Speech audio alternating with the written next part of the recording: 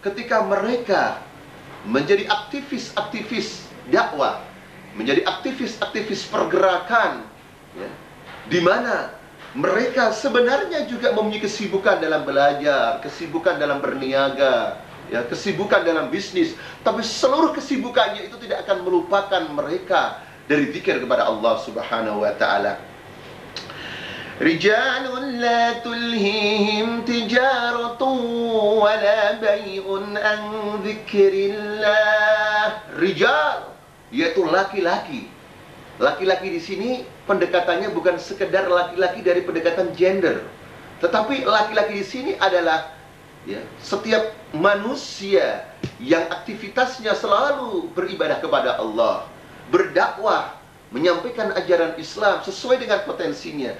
Mereka yang dipuji oleh Allah ini diterangkan dalam surat Nur tadi, An-Nur tadi, la tulhihim tijaratun wala bay'un an dzikrillah. Jadi perniagaan dan jual belinya tidak melalaikan mereka dari zikir kepada Allah Subhanahu wa taala. Jadi saudaraku sekalian, hafizakumullah, zikir adalah jalan untuk sampai pada muraqabatullah. Kita menjadi seorang mahasiswa sibuk, na'am sibuk. Kita mempersiapkan makalah kita. Kita siap-siap untuk ujian agar supaya kita lulus dan bahkan ranking pertama. Na'am, kita sebagai anggota DPR sibuk membicarakan problematika yang ada di tengah-tengah masyarakat, tetapi semuanya itu tidak akan melupakan kita zikir kepada Allah Subhanahu wa taala. Sehingga kalau orang itu benar-benar zikir dan ingat Allah Subhanahu wa taala, keputusannya, kebijakannya, kehidupannya, ya, semuanya adalah sesuai dengan konstitusi Rabbani, sesuai dengan hukum Allah, sesuai dengan garis-garis yang telah ditentukan oleh Allah Subhanahu wa taala. Oleh karena itu, tidak alasan bagi seorang pun, sekalipun dia begitu sibuk dalam kehidupannya ini, untuk melupakan Allah Subhanahu wa taala. Karena dengan zikir kepada Allah Subhanahu wa taala ini, maka seluruh kebijakannya, seluruh sikapnya benar-benar bisa dipertanggungjawabkan di hadapan Allah Subhanahu wa taala. Saudaraku sekalian yang saya cintai karena Allah, yang kedua, agar kita bisa sampai kepada muraqabatullah, maka kita harus senantiasa berteman, musahabatul mutafaqqihin. Kita harus selalu berteman dengan orang-orang yang faqih, orang-orang yang mendalami Islam dan mengamalkannya secara benar dan universal. Kenapa saudaraku sekalian? Karena ketika kita berbicara tentang muraqabatullah, ya, kita merasa diawasi oleh Allah, kita merasa harus senantiasa dilihat oleh Allah. Ini adalah, ya, aktivitas yang benar, tapi kadang-kadang caranya tidak benar karena tidak berdasarkan ajaran Islam yang benar. Nah, oleh karena itu, agar senantiasa ketika kita ingin mendapatkan satu kenikmatan dalam jiwa kita, yaitu muraqabatullah, maka kita harus bersama orang-orang yang mutafaqqihin, yaitu orang-orang yang mendalami Islam. Karena orang-orang yang mendalami Islam inilah yang menjadikan masyarakat itu mempunyai satu sikap yang sangat penting dewasa ini, yaitu satu sikap yang senantiasa diharapkan oleh setiap muslim. Bahkan sikap ini sekarang sudah menjadi sesuatu yang mahal, ya, yaitu yang disebut dengan al-hadr, kewaspadaan. Kewaspadaan. Al-hadr ini, kewaspadaan, sudah barang tentu tidak hanya kebutuhan individu, bukan hajah, yakni fardiyah, bukan sekedar kebutuhan individu, tapi juga hajah jamaiyah, yaitu kebutuhan kolektif.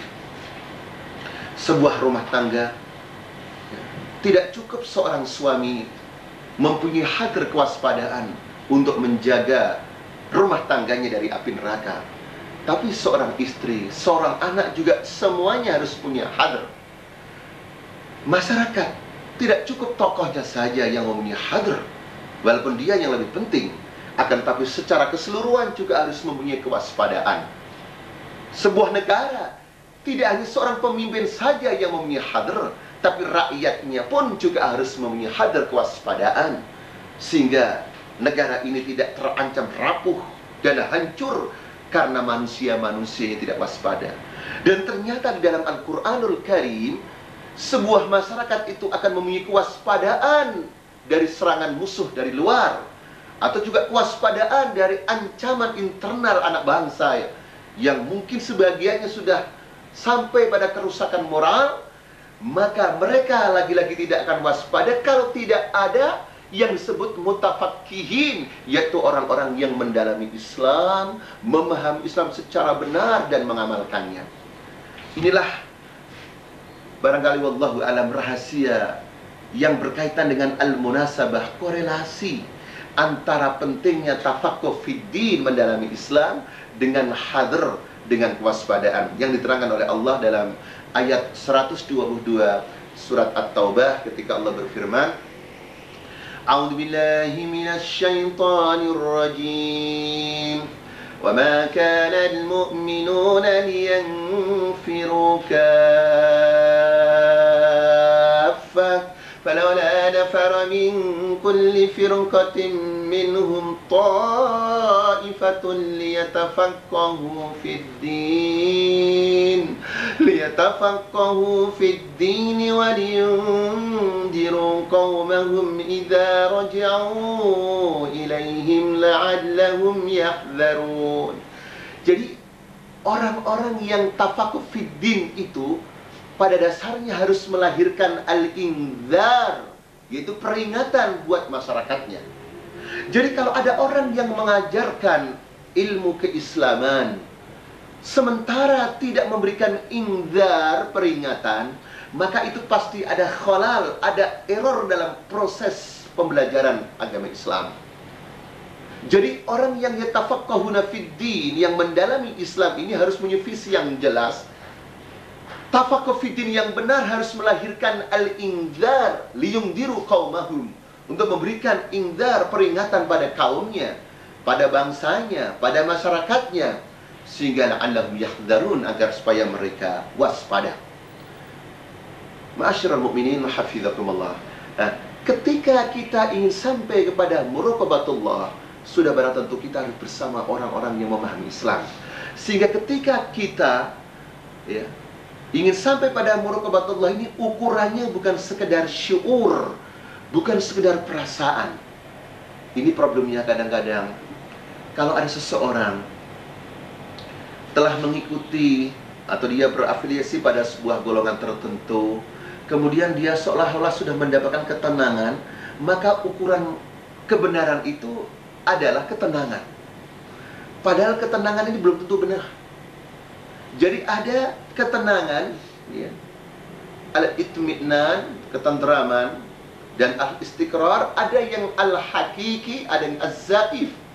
Ada ketenangan yang benar dan ada ketenangan yang palsu. Dan perlu diketahui, iblis bisa memberikan suatu nuansa seolah seseorang itu tenang, sehingga tenangan itu dijadikan ukuran kebenaran. Maka kadang-kadang ada seseorang, ada sebuah golongan, ketika diingatkan bahwa cara ibadah Anda itu tidak benar karena tidak ada tuntunan yang jelas, maka kadang-kadang ada orang mengatakan, oh, kamu itu belum sampai ilmu yang saya miliki. Kalau kamu ingin mengetahui kebenarannya, kamu harus masuk dulu. Jadi ukurannya adalah perasaan yang tidak bisa lepas daripada subjektivitas seseorang.